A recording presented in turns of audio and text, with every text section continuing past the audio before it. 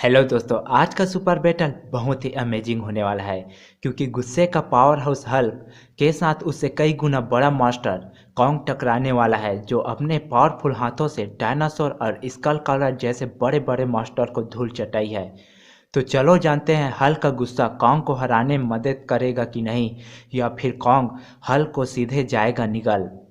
दोनों का कंपेयर अब तक के मूवी के बेस पर करूंगा, जो कॉन्ग की मूवी किंग कॉन्ग और स्कल आइलैंड से लूंगा, तो वहीं एमसीयू के हल को लूंगा, पर अभी वाले इस हल को नहीं। तो बिना किसी देरी के चलो स्टार्ट करते हैं।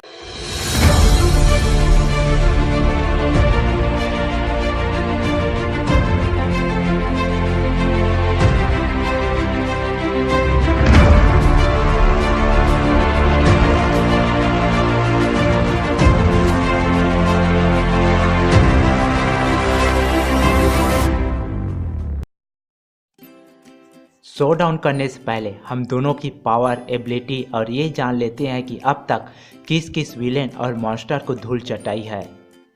तो शुरुआत करते हैं कॉन्ग से। स्ट्रेंथ। फिल्म में दिखाया गया है कि कॉन्ग बहुत ही ज़्यादा स्ट्रांग है। कॉन्ग के हाथों में इतना ज़्यादा पावर है कि वो बड़े से बड़े बिल्डिंग और चट्टानों को तोड़ सकता है। उसने अकेले ही एक नहीं, दो नहीं, बल्कि तीन तीन डायनासोर से फाइट कर मार गिराया है। डायनासोर का जबड़ा तोड़ना और स्कल कलर का जीभ उखाड़ना कॉन्ग के स्ट्रेंथ का सबूत है कि वह बड़े से बड़े विलेन को हरा सकता है।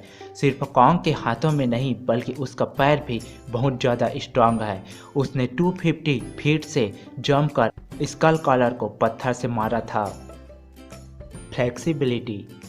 सिर्फ स्ट्रांग होना एक अच्छे योद्धा की निशानी नहीं है, बल्कि फ्लेक्सिबल भी होनी चाहिए, जो कॉन्ग में है। कॉन्ग का शरीर जितना भारी भरकम है, उतना ही फ्लेक्सिबल भी है। यही कारण है कि वह अपने बड़े से बड़े दुश्मन को हराने में सक्षम है। स्पीड। कॉन्ग का भारी भरकम शरीर होने के कारण भी उसे दौड़ने में कोई परेशानी नहीं होती है।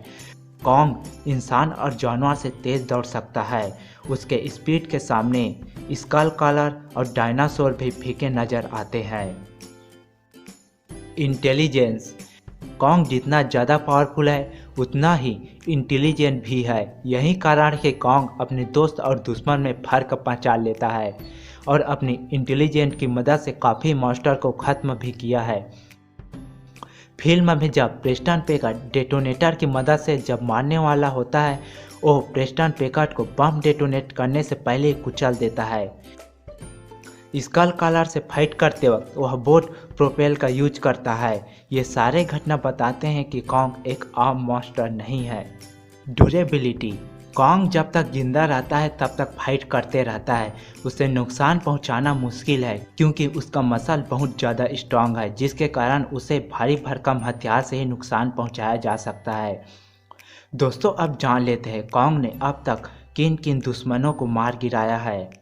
किंग कॉन्ग मूवी में उसने 3 डायनासोर को मारा था। स्कल आइलैंड में जाइंट ऑक्टोपस और स्कल कलर को मारा था। दोस्तों, अब किंग कॉन्ग के वीकनेस के बारे में जान लेते हैं। Poor regeneration. कॉन्ग के शरीर को भारी भरकम हथियार से तो नुकसान पहुंचाया जा सकता ही है, साथ ही साथ उसका हीलिंग फैक्टर भी कमज़ोर है। गॉडजिला की तरह कॉन्ग का शरीर जल्दी से हील नहीं कर पाता है, रेडिएशन से अपना बचाव भी नहीं कर पाता है। पर आने वाले 2020 की movie Godzilla versus king Kong में हमें अलग टाइप का किंग कॉन्ग दिखाया जाएगा। ये कॉन्ग न सिर्फ स्कल आइलैंड कॉन्ग से बड़ा होगा, बल्कि रेडिएशन और इलेक्ट्रिसिटी से भी अपनी बचाव करने की क्षमता भी रखता होगा। दोस्तों, अब जान लेते हैं कि एमसीयू के हल्क के हाथ में कितना पावर है। स्ट्रेंथ। हल्क का प्राइमरी पावर इनक्रेडिबल स्ट्रेंथ है। जब हल्क शांत अवस्था में हो तो वह 100 टन तक वेट उठा सकता है, पर हल्क जितना ज़्यादा गुस्सा होगा उतना ही ज़्यादा पावरफुल होता जाएगा।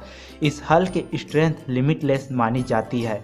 हालांकि वह थेनोस से हार गया था, हल्क के हाथों में इतना ज़्यादा दम है कि वह जनरल राज के हथियार को खिलौने की तरह तोड़ता है।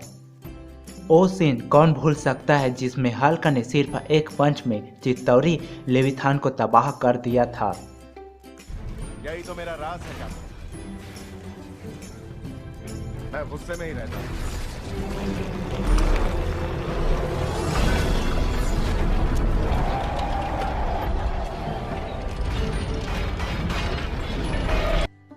फ्लेक्सिबिलिटी, हल्क का गुस्सा उसे और ज़्यादा फ्लेक्सिबल बनाता है, अपने दुश्मन को एक एक करके मार गिराने में मदद करता है। हल्क इतना ज़्यादा फ्लेक्सिबल है कि चित्तौरी की आर्मी और अल्ट्रॉन की आर्मी हल्क से मार खाकर मरते रहे, पर हल्क के सामने एक सेकंड भी टिक नहीं पाए।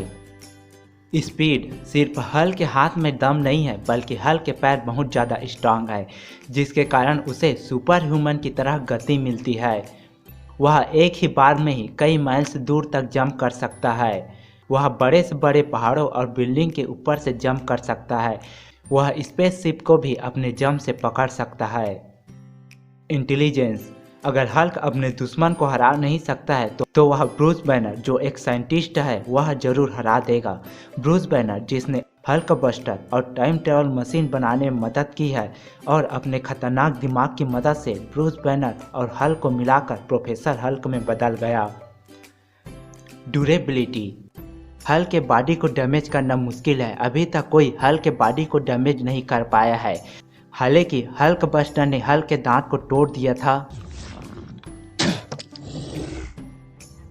माफ कर दे भाई। वो अलग बात है। यहाँ तक कि थॉर का हथौड़ा, एबोमिनेशन की ताकत और जायंट वुल्फ के दांत हल्क के बॉडी का कुछ नहीं बिगाड़ पाए।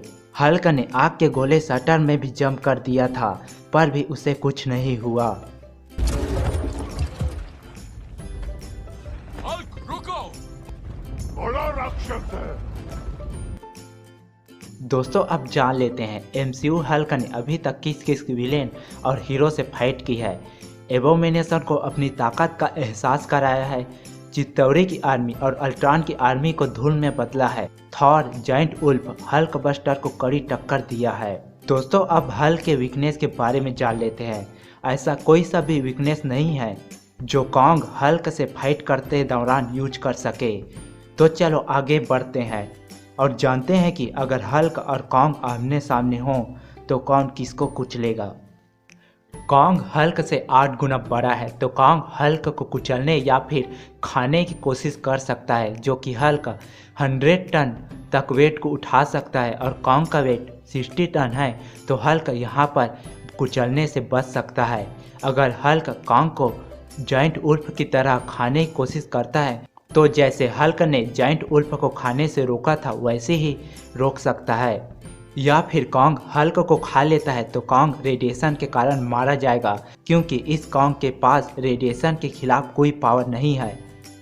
अब बात करते हैं कि दोनों सिर्फ फाइट करे तो कौन जीतेगा। तो फाइट बहुत देर तक चलेगी, क्योंकि कॉन्ग जब तक लड़ता रहता है तब तक वह मर न जाए, तो हल्क का गुस्सा लड़ने से और बढ़ जाता है। यदि हम कॉन्ग को एबोमिनेशन जितना पावरफुल भी माने तब भी हल्क कॉन्ग को हरा देगा। पर दोनों की फाइट बहुत देर तक चलेगी और फाइट बहुत इंटरेस्टिंग होगी, पर आखिर में जीत हल्क की होगी। दोस्तों कमेंट बॉक्स में बताएं कि कॉन्ग हल्क से किस प्रकार जीत सकता है।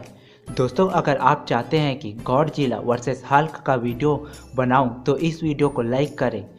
500 लाइक आ जाने पर इस टॉपिक पर वीडियो ज़रूर बनाऊंगा। अगर आपने अभी तक चैनल को सब्सक्राइब नहीं किया है तो कर लें, मैं ऐसे ही इंटरेस्टिंग टॉपिक पर वीडियो बनाता रहता हूं। तो मिलते हैं एक और नए वीडियो में, तब तक के लिए गुड बाय।